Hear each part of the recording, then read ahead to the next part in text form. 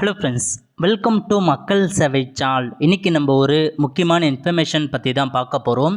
அதாவது birth certificate குறித்து ஒரு முக்கிய அறிவிப்பு வெளியிட்டிருக்காங்க. இப்போ இதை பற்றின மொத்த இன்ஃபர்மேஷன் தான் இந்த வீடியோ பார்க்க போகிறோம்.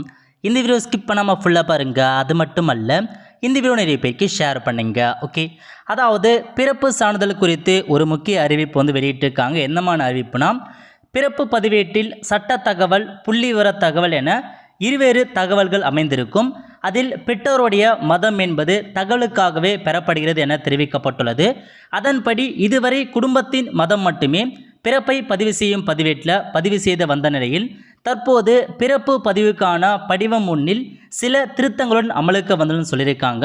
அதாவது பர்த் சர்டிஃபிகேட்டில் இதுக்கு முன்னாடி ஃபேமிலியோட ரிலீஜன் இருக்குது பாருங்கள், நீங்கள் இந்துவா முஸ்லீம்ன்ற மாரி அதில் கேட்பாங்க. அது ஃபேமிலிக்கு மட்டும்தான் கேட்டிருப்பாங்க. இப்போ புதிய விதிமுறையின்படி தாயின் மதம் தந்தையின் மதம் என 2 கேள்விகள் சேர்க்கப்பட்டு அதற்கு நேரெதிரில் தெரிவு செய்வதற்கான வாய்ப்பும் குழந்தைக்கு வழங்கப்படும். குழந்தையை தத்தெடுக்கும் பெற்றோர்களுக்கும் இது பொருந்தும் அப்படின்றத சொல்லியிருக்காங்க.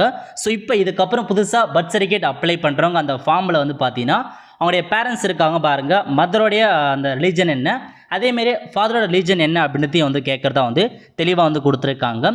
மேலும் பிறப்பு பதிவேட்டில் பெற்றோருடைய ஆதார் எண், செல்ஃபோன் எண், மின்னஞ்சல் முகவரி பதிவிட வேண்டும்.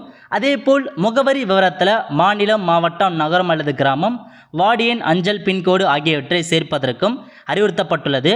பிறப்பு மற்றும் இறப்பு பதிவு மசோதா 2023 பார்த்தா நாடாளுமன்றத்தில் பார்த்தா தாக்கல் செஞ்சாங்க. ஸோ அதில் பார்த்தா இப்போதைக்கு இந்த ஃபார்மில் புதிய ஃபார்மில் பார்த்தீங்கன்னா அதுக்கான ஒரு அப்டேட் கொடுத்துருக்காங்க. ஸோ செக் பண்ணி பார்த்துக்கலாம். அது பார்த்தா அந்த பர்த் சர்டிஃபிகேட் புதுசாக அப்ளை பண்ணுவாங்க ஃபார்ம் 1. அதில் இப்போ ஃபாதருடைய ரிலிஜன் என்ன, மதர் ரிலிஜன் என்ற மாரி ரெண்டையுமே பார்த்தா டீட்டெயில்ஸ் கேட்டிருக்காங்க. இந்த ஃபார்மில் எக்ஸ்ட்ராவாக ஒரு சில ஆப்ஷன்ஸை மட்டும் ஆட் பண்ணியிருக்காங்க. ஸோ இதுக்கப்புறம் உங்களுக்கு இதான் புதிய நடைமுறை அப்படின்றத சொல்லியிருக்காங்க. ஆல் த ஃப்ரெண்ட்ஸ், கண்டிப்பாக இந்த வீடியோ பிடிச்ச லைக் பண்ணுங்கள். அது மட்டும் அல்ல, இந்த வீடியோ நிறைய பேருக்கு ஷேர் பண்ணுங்கள்.